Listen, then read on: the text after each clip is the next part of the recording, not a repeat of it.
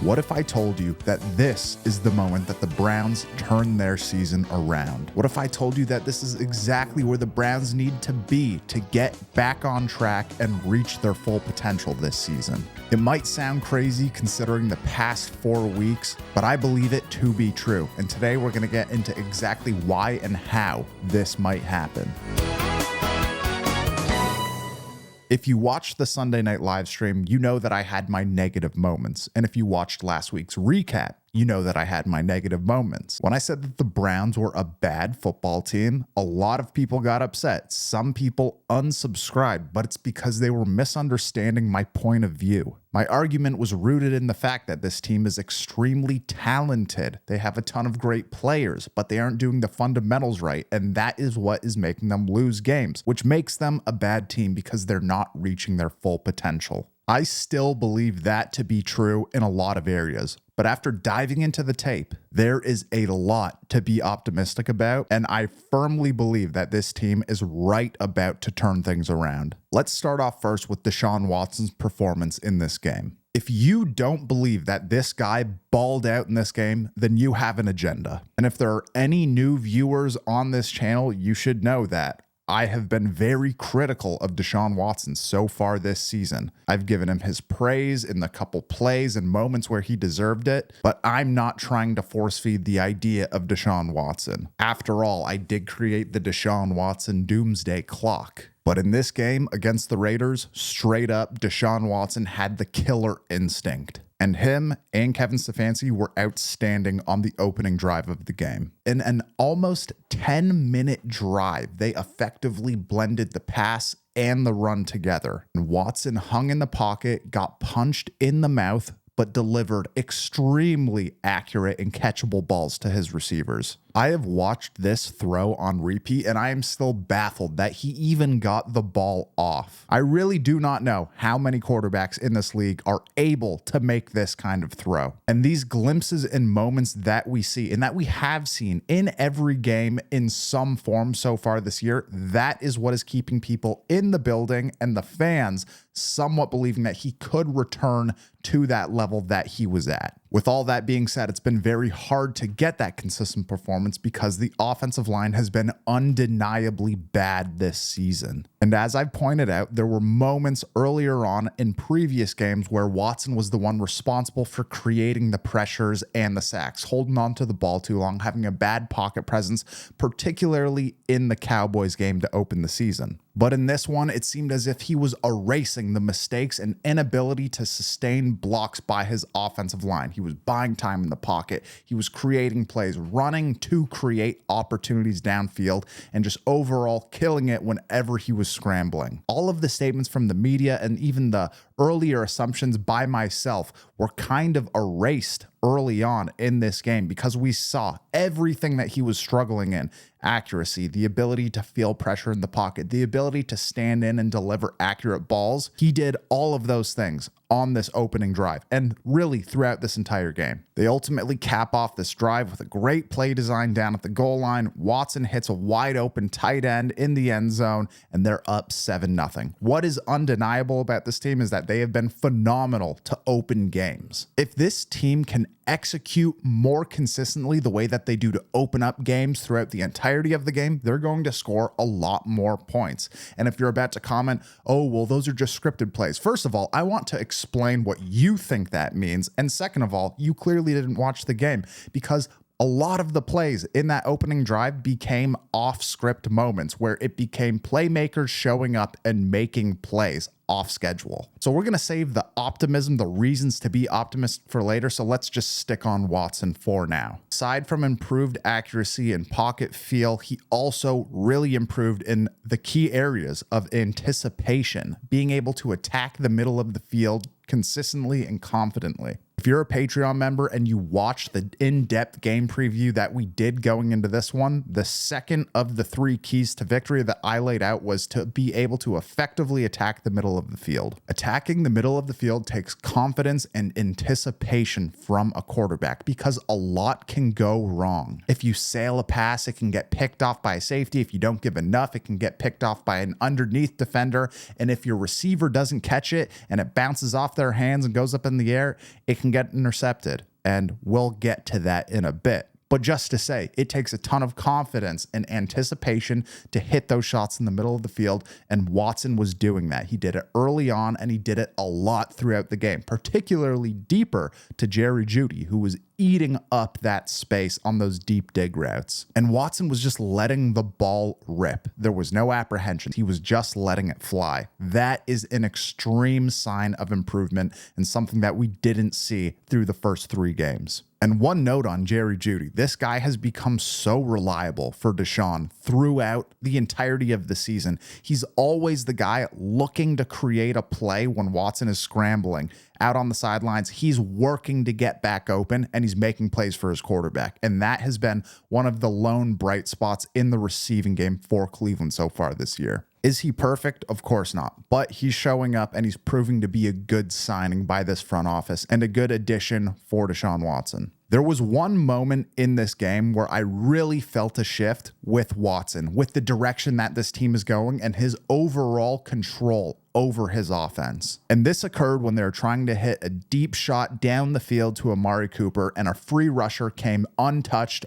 off the edge to hit him and ultimately ruin the shot they were trying to take. Right after, Deshaun Watson gets in DeJuan Jones' face, and he's telling him, man, you've got to do something there. We just botched an attempt to go down and score more points. There was a sideline scuffle after with a bunch of the players. Jameis Winston was involved, but ultimately, if you watch the broadcast, you saw that it was resolved, that Watson was talking to DeJuan after, and they were talking it through. DeJuan was receptive to what Watson was saying, and this is huge because it's really the first time that we've seen the passion, the emotion, and him asking for accountability from the rest of his teammates. Some people tried to turn this into a complete nothing burger controversy. Your leaders have to demand accountability from the rest of the people on the field. And the way that DeJuan Jones has been playing throughout this year has been unacceptable. And Deshaun Watson is the one getting beat up every single week with those mistakes. Look at Dan Fouts back in the way that he talked to his team,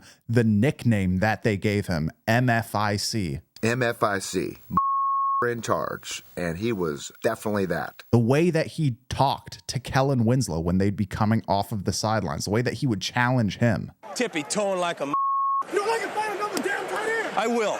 And you're out of here. What would have been way more concerning in yet another moment where bad protection ruins the chance at hitting a shot like that would have been Watson putting his head down, not saying anything, and walking to the sidelines separate from the rest of his teammates. Like I said, this was the first real time of passion, leadership, emotion coming from Watson, and with him demanding accountability from the rest of his teammates, they will now do the same to him. That is a challenge that is needed to take things to the next level. And I really do believe that this could be a turning point in terms of the leadership of this offense, a unit that is severely lacking that clear, defined voice. So Watson played really, really well. He had a lot of fantastic moments, but ultimately it wasn't enough. So why did they lose? If you're looking for a scapegoat in this loss, it's going to be hard to find one. I think it ultimately, as it usually does, comes down to a handful of errors by a few people and by their head coach. There was the Dustin Hopkins missed point after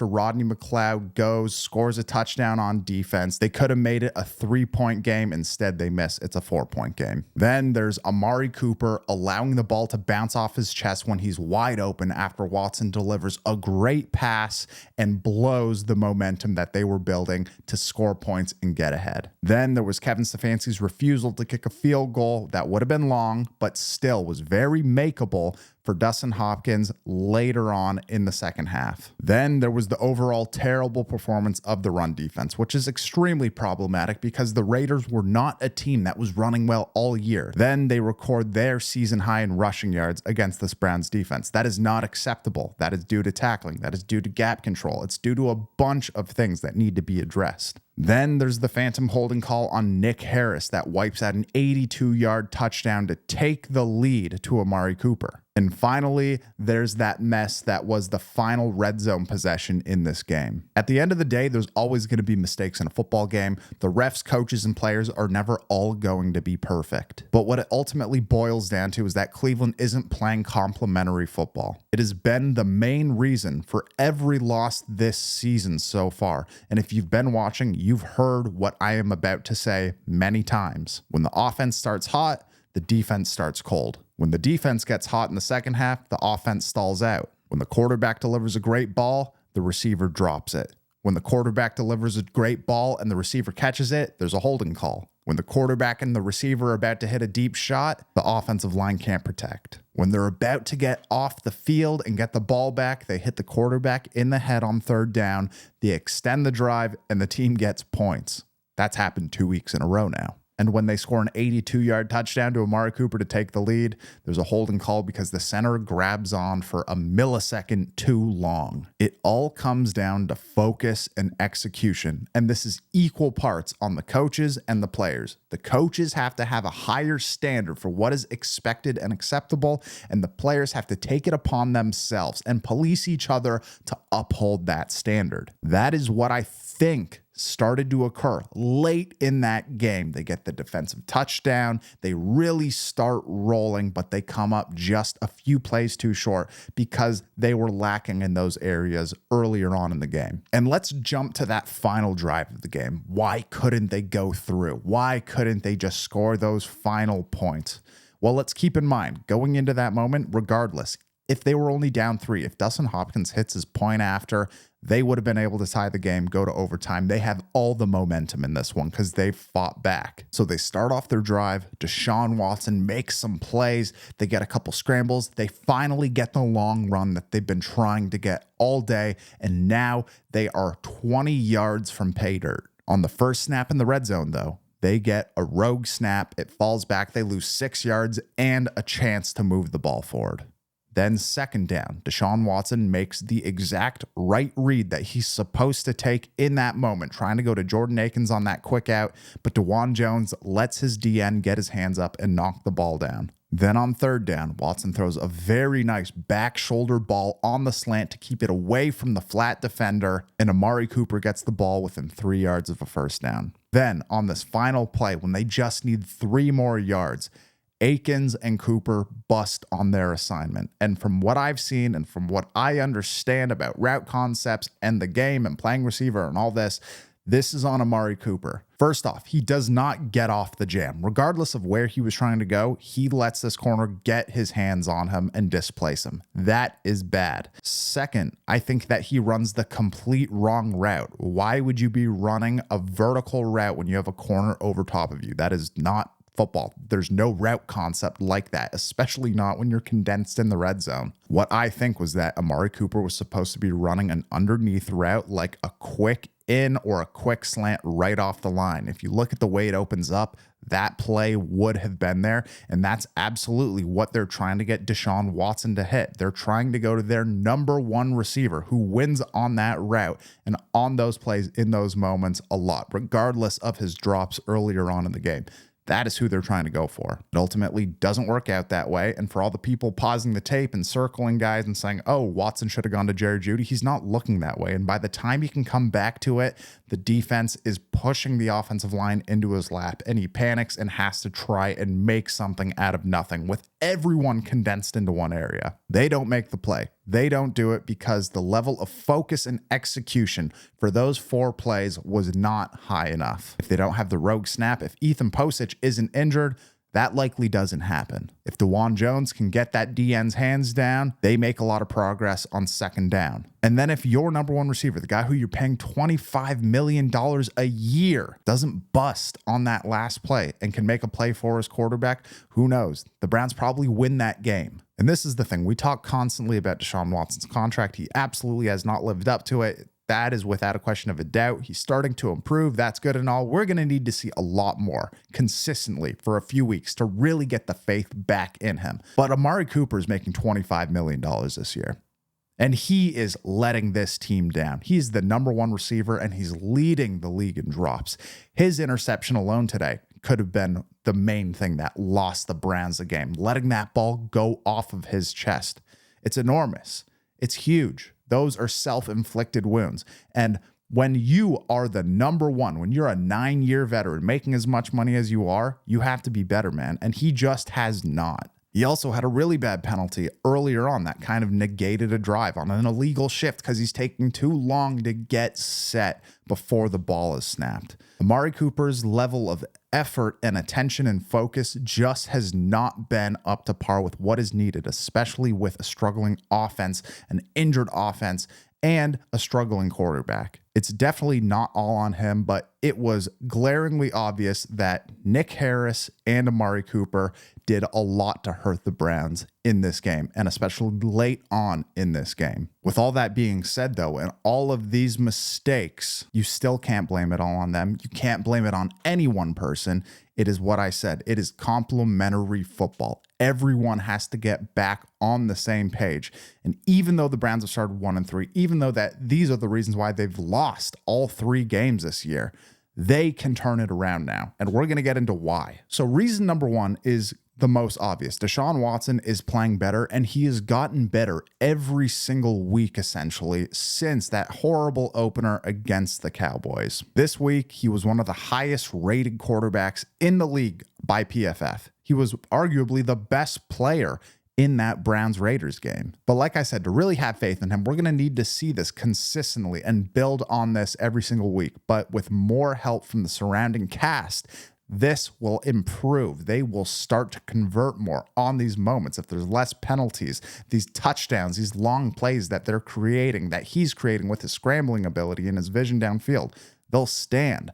These stat lines would look very different without the drop passes, without the called back touchdowns. And I think that he is up to the challenge, especially on the road. The home games are something else. That's a different energy with the crowd. They don't like him. It's justified. But he's balling out on the road right now. And I think over these next 2 games, we're going to see him continue to build off of those performances. And with that too, with the way that this offensive line is performing, there isn't another quarterback on this roster that I would rather see than Watson, because his ability to run and create has been keeping this team in games. And like I mentioned previously, I think him getting at DeJuan Jones and holding the rest of this offensive line accountable in general in a respectful way that builds rapport is an enormous green flag for this offense. The second thing would be a consistent theme that the mistakes that they're making are preventable. Stop dropping the ball when it comes your way. Hit your point after attempts. Swarm to the ball carrier and be more consistent in your tackling. Control your gaps in the run game and just start blocking better as well on the offensive side. And this is another thing to be optimistic about that we should focus on. It's not all going bad. Cleveland has improved drastically with their penalties since week 1. They had 11, then 13, and then the past 2 games, only 5 penalties each. The issue is that 2 out of those 5 were complete backbreakers that ruin all the momentum that you were trying to build in this one. But it is a sign that they've recognized, isolated these things, and started to cut them down, and that should continue. The biggest area of improvement, though, is coming in the form of help. We still have not seen this full Browns team to its full potential with all of its pieces. We have not. And in the next 2 to 3 weeks, Nick Chubb should be coming back. Nyheim Hines should be coming back. Jack Conklin and Jed Wills should be back. David Njoku should be back. Juan Thornhill should be back. Maurice Hurst should be back. And Michael Dunn, who is a huge weapon in terms of depth and the ability to be the swingman for this offensive line, will also be back. And finally, Mike Hall Jr. will be back. He is eligible to return for the Philadelphia Eagles game in 2 weeks. And his addition to this defense could be that missing piece that they need to really take things to the next level in conjunction with Maurice Hurst for that interior defensive line. Mike Hall is a great football player, and he's going to help a lot in this pass rush to help Myles Garrett, who's been doing all of the work when it comes to creating pressures and sacking the quarterback. And for this run defense that is ultimately being anchored by Shelby Harris and Dalvin Tomlinson, with a huge drop off to Quentin Jefferson and Sam Kamara, Mike Hall is going to be very valuable. And if you want to learn more about what I believe he's going to be bringing and to look at some game film from him in the preseason when he was flying off the screen, go Go over to Patreon. We put a video out on it yesterday. It's a very good sign with this guy coming back based on what his abilities are. So if you want to learn more about how he can change his defense, go over to Patreon and check that out. And with all of this, at the end of the day, the Browns have underachieved. They have played their worst football that they are capable of playing 3 out of the 4 weeks that they've played, without a doubt. They cannot get worse than this. But I will take underachievers in the early part of the season over overachievers who burn out later on as the season goes on. And this is the huge thing that everyone needs to keep in mind. We're only entering the second month of the season. This is week 5. The division leader in the AFC North only has 3 wins. We are 2 games back from first place, with all of our division games left to play. There have been great individual performances in every game so far this year, and a time is coming when it is all going to click, but it will take a higher level of execution, effort, and focus from the coaching staff and the players to be able to reach that point. But I do believe that it is coming. Changing the coach or changing the quarterback or any other drastic measure at this point in the year is going to do more harm than good. And the Browns can turn this around. They can do it. The Browns are still in this thing. Don't quit on them and don't count them out. This is where we figure out what they are really capable of. There's a lot to keep up to date on. There's new trade rumors swirling around. Maybe Amari Cooper gets traded. They bring in Devontae Adams or DeAndre Hopkins. That's going to be a lot to keep up with. If you want updates like that as they come, those will be on Patreon. We will continue to do our Sunday night streams here, our recaps. But if you want to support the page, help us grow. This is our main source of helping me be able to do this full time. Join the Patreon. It seriously helps so much. And we're putting out a ton of stuff every single week, extra videos, game previews every Saturday. So guys, let me know what you thought of the game. Let me know what you thought of Watson. Is the season doomed? What changes do you want to see? And be sure to jump back here Sunday night after the game. We can review, see if they can turn the corner in Washington. Again, check out Patreon for the game preview. It will be in depth. We'll talk about our keys to victory, which literally are the exact things that the Browns wind up trying to do to win every week. It's just a couple pieces short from pulling it off, but they're very informative, in-depth study of the opponent, and we will see you guys in the next one.